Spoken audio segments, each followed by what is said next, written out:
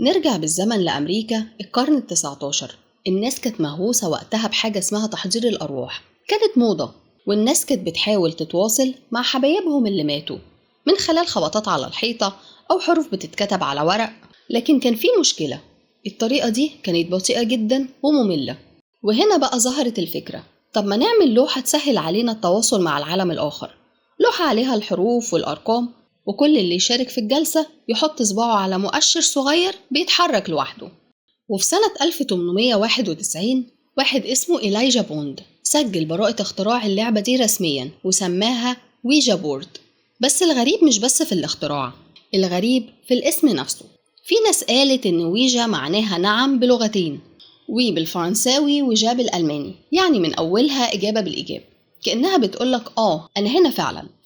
لكن كمان في قصة مشهورة بتقول إن بوند ما كانش لوحده، كان معاه هيلين بيترز، واحدة من الناس اللي كانوا بيؤمنوا بتحذير الأرواح، واللي اتقال عنها إنها كانت وسيط روحي قوي.